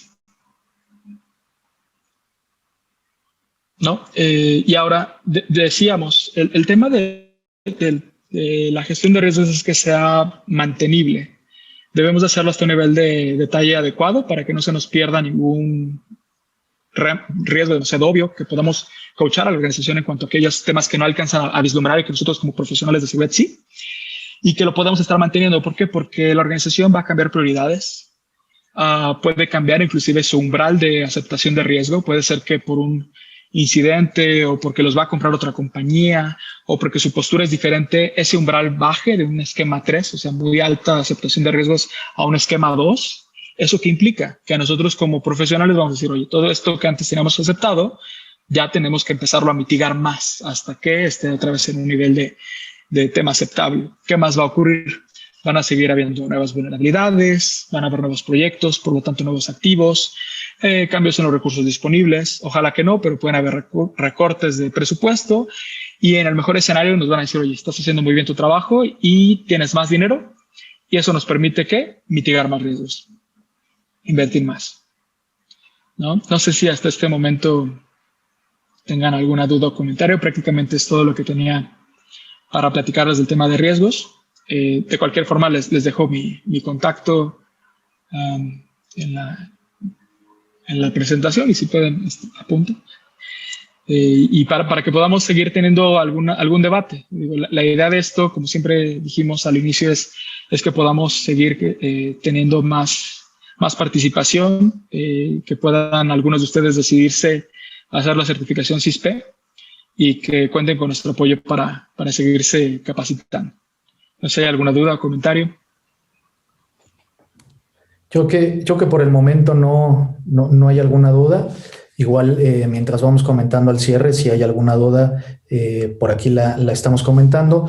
Nada más, primero comentar, nada más para cerrar ahorita el tema de gestión de riesgos. Por ahí, Elida nos dice muchas gracias. Recordemos también que el tema de la medición de riesgos, como la medición de cualquier cosa, es momentáneo, es decir, es un momento dentro de la organización y esto tiene que ver con la etapa que está viviendo cada organización. Es decir, si nosotros quisiéramos llegar con un análisis de riesgo súper complejo y robusto a una organización que apenas lleva pocos años de vida, probablemente costaría mucho trabajo poderle explicar los resultados de un análisis de riesgos así a la alta dirección. Entonces, es algo que tiene que ir madurando. Estamos hablando de, como bien lo mencionaba Carlos, de modelos de análisis que tienen que ir madurando con base al tiempo, con base a la forma que tiene la organización, con base al crecimiento, con base a todo el contexto que va sucediendo. Por aquí nos comentan, déjame ver. Muchas gracias, muy buena explicación, muchas gracias, me quedó claro ya con el ejemplo, gracias por la sesión, las explicaciones fueron muy claras. Bueno, pues nada más entonces para el cierre, pues agradecerles a todos los que se conectaron. Recuerden que vamos a estar organizando estas sesiones una vez al mes. Este fue el dominio 1 del CBK del CISP. El próximo mes, el 26 de junio, vamos a tener ya igual una sesión muy similar a esta, pero ya del dominio 2. Entonces, recuerden también que es muy complicado en un par de horas poder resumir estos dominios del CBK. En realidad, recordemos que esto lleva bastante tiempo de estudio, preparación, para que tampoco vayan a creer que ya nada más con esta sesión están listos para poder hacer el examen de CISP, al menos en la parte del dominio 1. Recordemos, ya lo comentábamos por ahí en algún momento con algunos otros colegas que también ya tienen la certificación, pero más o menos el promedio de preparación que se debe de tener realmente efectivo, estamos hablando de entre 2 y 3 meses de preparación para el examen. Por supuesto, habrá quien lo pueda hacer mucho más rápido, habrá quien tarde un poco más de tiempo, pero la media más o menos anda en ese tiempo.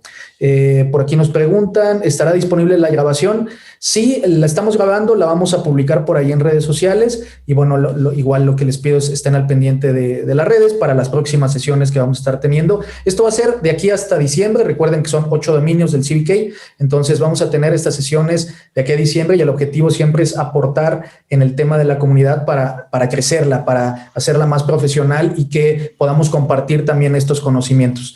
Sin más, bueno, pues agradecer a Carlos Quijas, que fue nuestro speaker del día de hoy, y también muchas gracias a todos los que tuvieron oportunidad de conectarse y bueno, nos estamos por ahí escuchando y viendo el próximo 26 de junio para el dominio 2 del CBK. Muchas gracias a todos. Muchas gracias a todos. Un saludo. Fuerte abrazo. Gracias.